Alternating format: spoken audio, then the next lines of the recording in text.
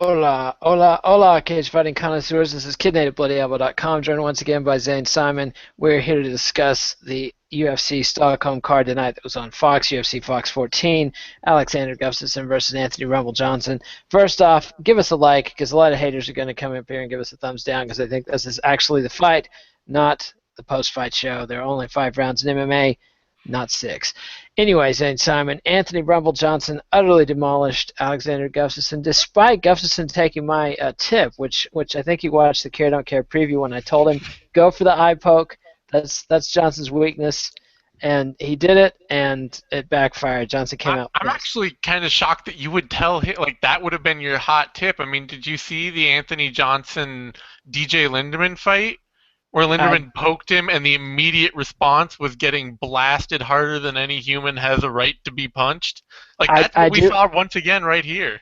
We certainly did. I think that Johnson has some bad memories. Who was the guy that poked him so badly and got the TKO in the bullshit fight ages ago? It was What?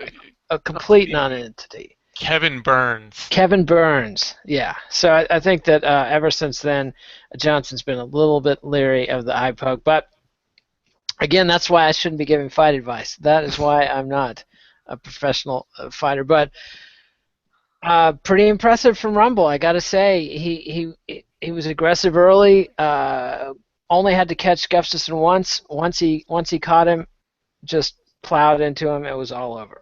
Yeah, I mean, Gus Johnson has right now he has working for him something, and this is what I hate when I hear people talking about like, oh, he's pretty much still the same fighter he's always been, which I can't believe I hear that in some corners.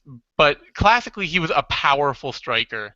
Now he's a striker who not only is powerful, but he has the kind of mechanics that translate that power so well that you really cannot let him hit you clean like that. Like one really clean shot, like he hit Gustafsson with, is gonna wreck anybody.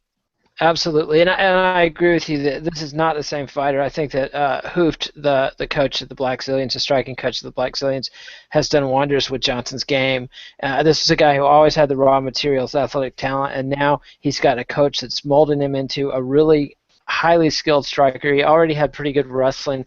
I'm excited about Rumble versus Jones. I think Jones is in for a really serious challenge here. I think if Jones lets himself get hit the amount of times that Daniel Cormier hit him, then you could be in for a really interesting fight. Because early in that fight, Jones was happy to take two to give one with Cormier a lot, and those one shots he was hitting with Cormier with were a lot harder than what Cormier was hitting him with. But I think if he does that early with somebody like Johnson, I'd still pick Jones to win that fight, but it could be really interesting. Yeah, I think Jones will be looking to put Rumble on his back early and often, and I think he can do it. But nonetheless, Rumble definitely will have the puncher's chance in that fight. Very exciting. Bummer, though, that we might not get to see Gustafsson versus Jones, too. Gustafsson, I don't think he has an incredibly long road back to contention, but definitely a step back. He's at least a year out. Yeah, I mean, fortunately for Gustafsson, you look at the guys right below him, OSP and Bader are basically now the guys that are sitting right below him, and Cormier. Cormier could be a tough fight for him, but I think he would still handle Bader and OSP pretty easily. So, Oh, yeah, definitely. the step back, there could be a big step back for him if he takes Cormier and loses that fight, which he could. Cormier is certainly good enough to beat him if they matched up. Yeah, But I think Cormier would handle him with dispatch, but and it's interesting. I don't see him booking. I mean, maybe they would book him against Cormier. It's hard to say. it'd It's be a all about big what fight marquee they think. fight. Yeah, it's. I think it's about which fight they think is more money for them. A rematch with Cormier or a rematch with Gustafsson. There's still Rashad Evans floating around there, but he moved down to middleweight, didn't he? Or what's going Rashad, on with no, Rashad? Rashad's just been recovering from a knee injury, and I think he's taking his sweet time because I don't know, like I don't know how many more times Rashad's gonna fight. It seems like he's got another job lined up, and Yeah, you're not hearing any noise of like, oh, I'm looking to get back out there, I'm coming for somebody. Like that's yeah. not the Rashad Evans you're hearing right now. Definitely not. And so, Bader, John Jones demolished a long time ago. Gustafsson, it's hard to see Bader going to Gustafsson. Bader coming off a win, but maybe they could do that. OSP, it's just hard to get pumped about OSP as a serious contender. Jimmy Manawa out there, He but just lost to Gustafsson, so I mean, yeah, he's got to get back in and win a fight first. it's true. He's It's true. booked against Blackowitz, who he should be able to beat, but Blackowitz put a pretty hell of a good performance on Alir Latifi last time out, so that'll be an interesting fight. Yeah, Patrick Cummins. I mean, this division, man, it drops off a table after you get out of the top three, really. Yeah, really heavily. And so, yeah, very interesting. Gustafsson Jones, though, what are they looking at for this summer? Uh, for Gustafson or for For Johnson Johnson versus Jones. Johnson versus Jones, I have no idea with the Jones's sort of circus right now. It depends on whether they want to get him out immediately to get him out from under that, or whether he wants to lay low for a while, and whether how injured Anthony Johnson is and how ready he is for an immediate shot. I mean, I could see them making it for early spring or doing like trying to get like a big July blockbuster card going. It could be very interesting. As far as the rest of the card, Gegard Mousasi put Dan Henderson out of his misery fairly quickly. Hendo was complaining about an early stoppage. I didn't think it was early at all. I was No, just once glad. Henderson flopped back and like once he kind of hit down like that, then like the ref, that's such a judgment call for the ref, and he ate a couple shots, and the ref stepped in, and if he hadn't stepped in, he would have kept eating shots. Yeah, yeah, he was going to get pasted, and you could see Musasi hesitating. I was just glad that Musasi hesitated rather than you remember the Babalu Sobral fight when Musasi basically ended his career really made me sad because he got Sobral down and then just landed a vicious laser-guided missile right to his brain pan, and I was glad he didn't do that to Henderson, although he could have. I agree with Cormier and Brian Stan. It's definitely time for Dan Henderson to retire. Although I don't see the UFC putting him in the Hall of Fame just because he's been consistently a pain in their ass as far as negotiations, Well, and anything but. unfortunately, in sort of the Crow Cop way, I don't think they can really retire him either, because if they told him they aren't going to give him fights anymore, then they'd nullify their contract and he'd go to Bellator. Like they Yep. can't tell him they're not going to give him fights because he'll just go somewhere else and make money. And as they showed with Crow Cop, they're not willing to let anybody do that right now. Which I think is crazy. I think I realize they're afraid of competition, but I just think that's a terrible decision because it just waters down their product. I mean, now they're going to be featuring Crow Cop. It's bad enough they're going to be featuring CM Punk. Both of those, I think, were defensive signings that they wouldn't have made if they weren't worried about Scott Coker and Bellator and Viacom. But here we go. And so Dan Henderson, I fear, doesn't have the sense to retire. So, it is what it is. Another great fighter going refusing to go gently into that good night. But the other two fights on the card, Ryan Bader and Phil Davis put on a stinker. PU. Yeah, it was that was an ugly fight. I'm glad Bader won it. I thought he won it. I scored it for him. Um, but it was not pretty. I mean, I Phil felt he won the Davis. fight, but on a 10-point must, I would have scored it a tie just because I thought the first round was completely a tie. I thought Davis won the second round because he had top control when he had Bader turtled up. Didn't really do much with it. And then Bader, I gave him the third round for the suplex at the end, but extremely limited action in that bout. Yeah, I mean, Davis is the kind of guy who's going to turn, and in this way, he's a little like OSP in that he will turn a fight into kind of an ugly mess because he has so many of the physical tools of strength and quickness and toughness too. I mean, he's a reasonably tough fighter that he will hang around and make the fight ugly and make you compete with him and be dangerous, but never so dangerous that he's gonna like turn it from a mess into a dominant performance. Yeah, very rarely, unless he's fighting somebody who just has limited wrestling skills and he can just have his way with them on the ground. He does have a pretty interesting submission arsenal for a wrestling-based fighter, but he's not going to be doing that to Ryan Bader. And so, I mean, there it is. Neither of these guys is particularly interesting. To me, it's almost the death knell of Phil Davis as a serious contender. I mean, he took out Glover Teixeira in his last fight, but to me that said more about Teixeira being done than it did about Davis being on the comeback trail. But enough about that stinker. Sam Cecilia demolished Akira Corsani in a fight that really I didn't even – I mean, why is this on Fox? These guys were not going anywhere. It was a quick knockout, so something there. What are your thoughts on that one? It would have been nice if they'd switched Cecilia Corsani with Tumanov and Musoke. I think that would have been nicer. I think, but Corsani, I don't know how popular Corsani is in Sweden. That's the thing with some of these foreign fighters is you never know how much push they have in their own country. Yeah, I mean, Um, Corsani trains in the States, he so he you does, know. but he like I say, I just don't know how popular if that booking was made on that idea that he would be a draw that the crowd would show up for the main card. Yeah, and I don't know if that makes any difference. I mean, the fans are coming. They're coming for the main event. There's Swedish fighters all the way up the card. Musoki was a Swedish fighter at the headliner of the Fox Sports 1 card, so who knows? But it was a quick knockout, so a good opener. But let's run through the card from bottom to top at this point. Mhm. Neil Seri versus Chris Beal, flyweights open up the fight past prelims. I enjoyed that fight, actually. I thought there were some nice grappling exchanges in there. Yeah, it was a decent fight. I mean, I think that it finally did what I felt needed to be done for Chris Beal for a young fighter or a fighter who's not even that young. He's almost 30, which I hate saying that because it's such a weird like sports ageism thing. But for a guy that people were like, oh, he's a fighter on the rise. It's like he's got some really big holes in his game and an inability to get by somebody like Siri, who's quality. He's a good, decent fighter, but is like a stepping stone for hot talent. Yeah. That really shows that Beal is got major things to work on, and it was a great win for Siri. I love seeing guys like Siri win. I love seeing them make that late career turnaround and win fights when everybody's picking against them. I think that's a lot of fun. Yeah, he's just a gritty, tough guy, and moving down to flyweight, and did it with skill. And it's nice to see good grappling exchanges in the UFC, which you rarely see these days. All right, so heavyweights: Victor Pesta and Konstantin Arokin. Your boy Arokin, you hyped him heavily. He came in throwing leather, landing bombs, but then he gassed after about 30 seconds of that, and then Pesta just dominated him from there with wrestling. Yeah, two things.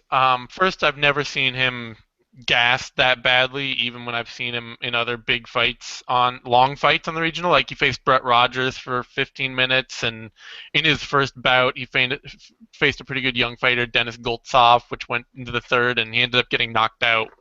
But it was a fluky spinning back fist knockout, and I'd never seen him be that gassed. So I think that was kind of new, maybe to this fight, maybe to him being excited and expending a whole bunch of The, energy early. the infamous octagon jitters. Yeah. Otherwise, his defensive wrestling is definitely a bigger hole than it looked like regionally, even facing some decent competition. He sprawls, but he doesn't do anything else well, and so that's a rough wake up call to fight that had it ended in 30 seconds, we wouldn't be talking about it, but it didn't, and we are. Yeah, yeah, and Pesta is a kid that I paid no attention to before the fight until somebody showed me the website he made, volunteering to spar with anybody who'd bring him to America to spar. Just a really likable kid, does his own website design, and so I was kind of happy to see him get a win. Although I'm also excited about the potential of Arokin, and he did look very scary early on in the fight. And that brings to the first fight of the Fox Sports 1 card, which I think started on Fox Sports 2. Mirsad Bektic versus Paul Redmond. It was at a catchweight, 149 pounds. Pretty blah fight. One judge scored it 30-25. Yeah, it was a right score. That was a good score. I mean, I think Redmond landed 7 strikes in the whole fight. Um, it was, yeah, it was just a one-sided beating, and I often think that like when you get a short notice, a really short notice fight like this, Redmond coming in on 2 weeks notice, you often end up seeing guys look like how they fight in the gym. Ends up looking more like a pumped up sparring session. And Yeah, so you see Bektic's performance, and it's a very like I'm just winning rounds, taking points, nothing too complicated. I have nothing prepared for this guy, so I'm just gonna go in and kind of fight a safe fight. And it was dominant, but yeah, I mean, yeah. I'm And it excited to doesn't see really more tell of us him, anything but about Redmond because he came in on short notice. He missed weight. I mean, just clearly he's just struggling to be in the cage at fight time, and yeah. it doesn't really tell us much. But let's move on. Lightweight Smirbek Tasimov knocked out Anthony Cristolo very quickly, 38 seconds. I thought it was a very impressive performance from Tasimov. Second round, 38 seconds. But Second round, yes, yes. yeah, Christodoulou is not very good at all. It was a nice performance from Tysonov, but they kind of found a winning lightweight with a European visa to face him. Like that was the Yeah, big thing about why Christodoulou was there, and Tysonov just lit him up from beginning to end. So yeah. it was a good performance, but it was like if he hadn't had that performance, I would have serious questions about his ability to win in the UFC. No doubt. And then next, light heavyweight, Al Capone, aka Nikita Krylov, very impressive against Stanislav Nedkov. Got the submission. I thought that was the best Krylov we've seen, and I thought it was a major improvement over his previous performances. Yeah, even physically, he looked way better. He looked way bigger and stronger and more powerful. And the big thing I'm wondering about is like I know his coach said after the last fight, like he can't fight the way he's fighting, and in the gym he's fighting out of. We're gonna get him out of here and take him to another camp. And I'd love to see a follow up on that and know if they actually were able to do that or not, because that could be what we're seeing now is an immediate improvement with him. His sprawl and his sprawl and his takedown defense looked way better. His ability to find submissions in transition looked way better, and he immediately looked like a way better fighter. And if he's at another camp, that could be a big change for him. Yeah, absolutely. And he's so young. I mean, it's not unheard of to see a guy just improving by leaps and bounds at that age. And I thought his striking looked really sharp early on before the submission attempt started. And that brings us to featherweights. Makwan Amirkhani demolishing Oh, Andy Ogle in 6 seconds. Did you think that was too soon? Joe Rogan thought it was too soon. I I think didn't think it was I too think soon at all. it may have been. I could see a point for it. I don't have a problem with it being stopped too soon because you way too often see fighters get bludgeoned to the point of, you know, uh, the point beyond reason. And so I'm happier to see when somebody's really hurt bad to see them stop it. But I really feel for Andy Ogle a lot. I mean, it just seems like he's that scrappy, plucky fighter who never catches a break. But Joe Rogan really should have dropped it once Amir Khani was like, "Yeah, I don't care," and Joe Rogan was just like, "You think it was too soon, though, right?" Like he was just like, "I don't. That's not. I'm here to promote myself, and I'm really happy. I just got the biggest win of my career, and you're trying to tell me how shitty it is." Yeah, yeah. Rogan, this was not one of Rogan's better nights. He did the same thing with the Henderson Musasi fight, where Yeah, he, it was pointless. Henderson fell down after being hit towards the back of the head, and that's the kind of punch that tends to knock your balance out of whack. And Rogan's acting like he tripped rather than getting punched down. It was just appalling. But yeah, for Andy Ogle, I mean, this is his fourth straight loss, fifth out of his last six in the UFC. I don't see any way he stays in the UFC after that. Although they're not cutting anybody, so you never know. yeah. It's. I mean, he'll probably be back to the regionals after that. I can't see him getting a fifth fight. I feel bad for him because he seems like a fighter that with a lot of heart and who really like is competitive in almost every fight. Even against like Maximo Blanco and Charles Oliveira, he was pretty competitive. But credit to Amir Khani for just going in there and really trying to show something new and fun. So I'm Yeah, happy about that. absolutely. And then welterweight Kenny Robertson demolished Sultan Aliyev. Oh, 2 minutes 42. Really impressive performance from Kenny Robertson. And I've never seen anybody counter a spinning attack that perfectly before. It was beautiful. yeah, I full credit to Kenny Robertson. Never in a million years would I have picked Kenny Robertson to get a clean KO standing. Like never. That is Yeah, never it's a something. classic case though. If you read Connor Rubish, our striking expert, I mean, he's constantly talking about the real secret of a knockout punch is make your opponent bring the momentum to the punch, Yeah, and that's exactly what Robertson did. Aliyev went for a spinning attack, and Robertson caught him with a perfect counter, and just let his momentum drive his chin. The opponent's momentum drive his chin right into Robertson's fist, and that's all it took. And it was beautiful, and the rest of the performance was nice. He was aggressive and yeah. dominant all the way out. So I've never been a big Kenny Robertson fan before, but I think he's won me over. I've Definitely been a good always one liked too. Kenny Robertson's one of those like secret fighters that I'm a fan of for no good like I mean the good reasons are like the Suluev stretch and some of the other stuff like that. But it's never like he's a fan. It's like I would never be like, oh man, Kenny Robertson's one of my favorite fighters. But I'm always happy to see him on a card. He's fun, and this was a shockingly good performance from him. Yeah, he really, really looked good. Of course, Ali was making his UFC debut, so it's hard to tell, what that means. But you can't fault Robertson at all for putting on a great performance. And then welterweight Albert Tumanov utterly dominated Nico Musaki to get a unanimous decision. Although all three judges gave Musaki a round, I didn't see it. I had a 30-27 Tumanov. I just thought it was a really, really good performance from him. I was happy with 29-28. I thought Musoke did enough to steal Which the round first. did you give him? The The first? first. Based on the body kicks or what? Yeah, based on the body kicks, and it was. I thought Musoke pushed the pace a little more. Tumanov didn't really find his range in that early round, but then he came out in the second round and he just beat the piss out of Musoke. Yeah, he And did. He definitely had the range by the second round. I thought he had the range by the towards the end of the first round. yeah, I I had to think it be was one of done. the things where like Musoke started strong and did enough to like take the round, but by the end of it, the momentum was starting to shift a little, and then second round it was just full on for Tumanov. I love seeing him win that fight. That's a big get over fight for a fighter like him on the rise, and I'm hoping to see him kind of streak on, maybe not to a title shot maybe, but at least to the top 15. Yeah, I think this is somebody who might be able to hang at that rarefied top 10, top 15 level in the welterweight division. And I thought it was interesting because usually when you see a guy, people trading body kicks to the body for punches to the head, that the guy eating the body shots is the one that's going to fade. But that was not the case.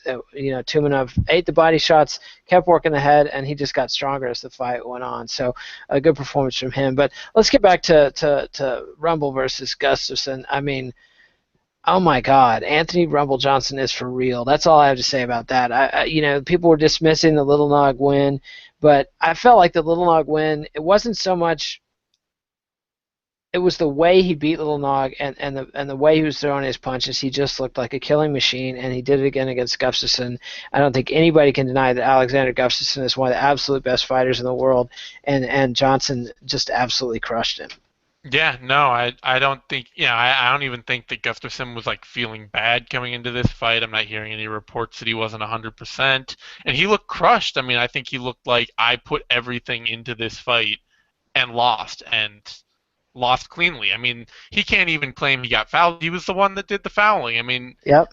this is as clean and And it clear a was a loss nice foul too. It was a good yeah. scratch eye poke. Well done, but I think he got cute going for that push kick immediately after the eye poke. I think he overestimated how effective the eye poke was, and that was a dumb move to try on Johnson at that point in the fight. Yeah, and I mean, it's just one of those things where I don't know. Things are just clicking for Johnson right now in a way that's really hard to measure for a lot of people it's hard to measure because it's when somebody really is becoming a dominating striker, and MMA fans aren't used to seeing that many fighters be really like dominatingly powerful strikers. It's usually you see guys rise to the top and it's like, oh well, he's such a powerful wrestler, or he's such a powerful clinch fighter, or he's such a powerful, just all these things together, even in sort of like this GSP way, where it's like, yeah, he's a great point striker, he's going to outmaneuver you, great thinking fighter. And you don't see that many guys where you're thinking of them watching the rise to the top, and you see them just crushing guys at range Even with Anderson range Silva, striking. who was an assassin at range, it wasn't because of raw power. It was because of this incredible skill and precision and speed. Whereas with Johnson, the skill has definitely improved enormously, and that's what's allowing him to make this power so devastating. But my God, the power! Gustafsson's head was flying back when he was on the ground, and Johnson was throwing those uppercuts. It reminded me of what Hendo did to Fedor back in the Hmm. day. Just brutal, just absolutely brutal, and I cannot wait to see him fight John Jones, and I'm looking forward to seeing what the dynamic is going to be. John Jones took to Twitter to razz Phil Davis and saying he needs to get a new nickname. Phil, of course, is nicknamed Mr. Wonderful. That was a good shot at a guy who has run his mouth at John Jones and probably will never get a shot at him in the cage.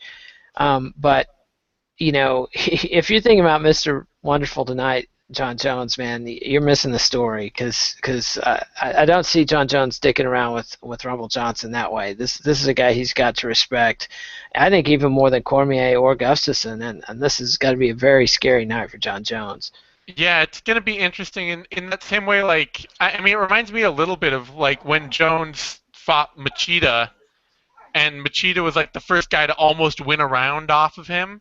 Hmm. And it's this idea of fighting somebody, and even to the point of the fight with Gustafsson, is you're fighting somebody who really doesn't have much interest in clinching with you, and with trying to take you down or trying to control you inside. That's not something, unlike Cormier, unlike Teixeira, unlike a lot of the fighters he's faced, that's not something that they're trying to do at all. They're happy to just hang out on the outside and make you work to come to them and work a range striking game that Jones is inconsistent with his ability to apply that. So I still would pick Jones to win, but it's an interesting matchup.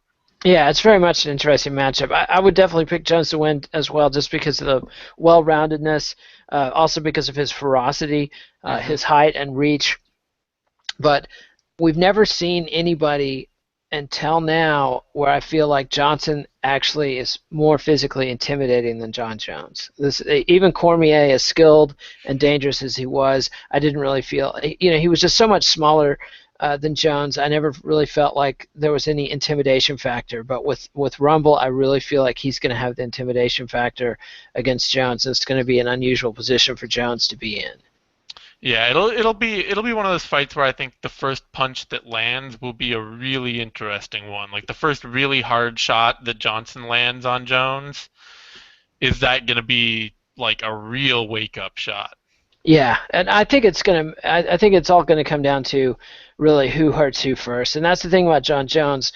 John Jones will hurt you if he Hmm. gets a chance, and I really can't recall a fight. We've seen Johnson lose, but mostly by being controlled. The only fight I can remember seeing him lose because he got hurt was when the Burns eye poke. Vitor Belfort held him down. I think Arlovsky hurt him a couple times, but Johnson hurt him back much worse. So but Jones can really deflate you with vicious elbows, shots to the throat, eye pokes, knees to the face, mugging, just throw you around the way he did Chael Sonnen. And that's one thing that the Gustafsson weigh-ins really brought home to me is Johnson is not a big light heavyweight. He's massive, but he's not that tall. And No. Yeah. Jones is going to tower over him at the weigh-ins and going to have a big reach advantage. So just a very exciting fight to look forward to, and I can't wait till they announce it. And I hope that neither of these guys, both of whom have had outside the cage troubles, I just please, fellas, keep your shit together. Let's make this fight happen. No fuck ups. Settle it in the cage. Um, Go easy on the partying, and stay away from the women. That's all I can say there. It's just just keep it in the cage, fellas. Keep the drama in the cage. But anything else to say about this card? Overall, I thought it was a pretty entertaining card. Yeah, it was a card coming in. I was thinking, there shouldn't be, the only boring fight I could really pick out would be Bader Davis, And boy and was it. and it was. But beyond that, it's just like there shouldn't be a boring fight on this card. And there really wasn't. Like there were some fights that maybe like Iraq and Pesta and The Bektik Redmond fight was pretty much a waste of time, but otherwise, but they were interesting from a, if you're me and you're really into watching prospects develop, they were there's interesting about eight fights. people that are using like I you're know, I one of know. those hardcore nerd fans out there. So, but yeah, But and that was otherwise, it was a early. great card top to bottom, and I'm really happy about it. So Yeah, it shut was up and very stop entertaining. trying to be a downer. I'm definitely not trying to be a downer tonight. I actually enjoyed it. All right, so I guess that's it for our show. Remember to give us a like on this video on YouTube. That's the thumbs up at the bottom of the screen. Subscribe to MMA Nation on YouTube. Follow us on Twitter at @TheZaneSimon, at KidNate, no the, and read us at bloodyelbow.com. Zane, thanks very much, and adios, MMA aficionados.